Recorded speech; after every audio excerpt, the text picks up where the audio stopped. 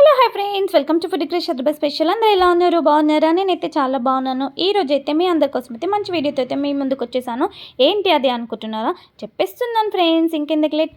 ఈరోజు అయితే హాట్ అయితే చేయట్లేదు, స్వీట్ చేస్తున్నాను. చాలా డేస్ తర్వాత అయితే చాలా చాలా బాగుంటుంది, అందరికి యూస్ఫుల్ అయ్యేదే.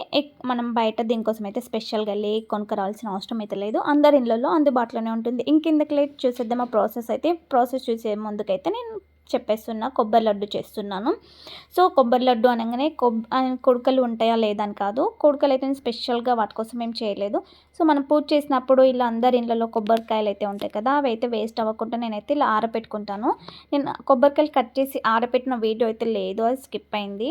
ఎందుకంటే ఒకేసారి అయితే జమ చేయలేము కదా, నేను ఎప్పుడైనా అలాగే చేస్తాను కదా. ఈసారి ఎక్కువగా అయిపోయాయి ఆ పీసెస్ అన్నీ కూడా, సో అందుకే నేను లడ్డు చేస్తున్నాను. చాలా బాగుంటుంది, టేస్టీగా కూడా ఉంటుంది. అస్సలు షుగర్ అయితే ఎక్కడ యాడ్ చేయట్లే.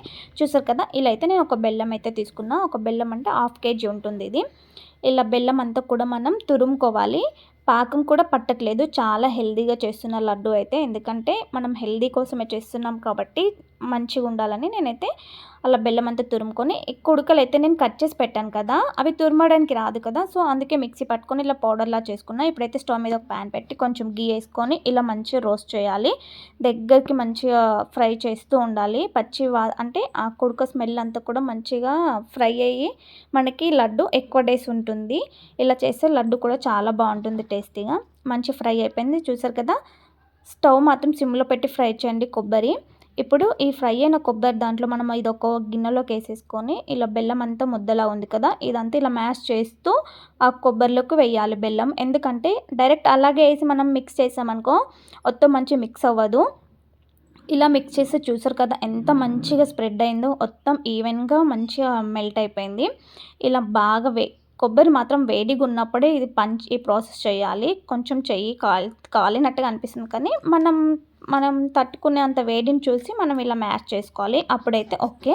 లేదంటే చెయ్యి బాగా కాలుతుంది, చూసుకొని చేసుకోండి. ఇది ఒక్క ప్రాసెస్ మాత్రం అంతే. ఇలా అంతా మంచి మిక్స్ చేసుకున్న తర్వాత మనకు కావాల్సిన సైజులో అయితే మనం లడ్డు చేసేసుకోవడమే. చూసారు కదా ఎంత బాగా వస్తుందో, చూడడానికి కూడా ఎంత చక్కగా ఉంది, కలర్ఫుల్గా చాలా బాగుంది కదా. అంతే, ఇలా మనం ఎన్ని లడ్డూలైనా చేసేసుకోవచ్చు, అస్సలు పాడవవు.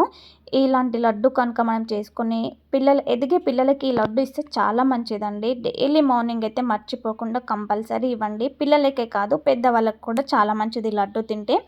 ఇలా లడ్డూలు చేసి పెట్టుకుంటే 6 months వరకు అస్సలు పాడవు. ఇవైతే చాలా ఫ్రెష్గా ఉంటాయి, చూసారు కదా.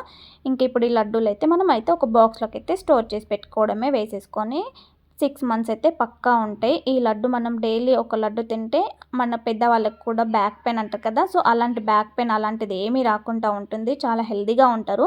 ఎదిగే పిల్లలకైతే చాలా ఎనర్జీని ఇస్తుంది ఇదైతే. అన్ని విధాలుగా చాలా మంచిది, బ్లడ్ ఇంప్రూవ్ కూడా అవుతుంది ఇలా లడ్డు తింటే.